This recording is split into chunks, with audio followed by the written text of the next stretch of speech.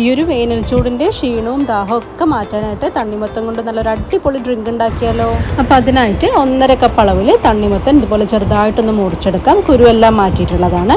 ഇനി ഇതിലേക്ക് ഒരു 1/2 കപ്പ് അളവിൽ ചൗവരി വേവിച്ചതും അതുപോലെ തന്നെ മധുരത്തിനായിട്ട് ഒരു 2 ടേബിൾ സ്പൂണോളം കണ്ടൻസ്ഡ് മിൽക്കാണ് ചേർക്കുന്നത്. ഇതിന് പകരം പഞ്ചസാര വേണമെങ്കിലും ചേർക്കാം. ഇനി ഇതിലേക്ക് ഒരു 2 ടേബിൾ സ്പൂൺ അളവിൽ റൂഅഫ്സയാണ് ചേർക്കുന്നത്. അപ്പോൾ ഇതും കൂടെ ചേർത്ത് കഴിയുമ്പം ഒരു പ്രത്യേക ടേസ്റ്റും ഫ്ലേവറുമാണ് ഈ ഒരു ഡ്രിങ്കിന് ഉണ്ടാവുക. ഇനി ഇതിലേക്ക് ഒരു 2 ടേബിൾ സ്പൂണോളം സബ്ജ സീഡ്സ് വെള്ളത്തിൽ കുതിർത്ത് ചേർക്കുന്നുണ്ട്.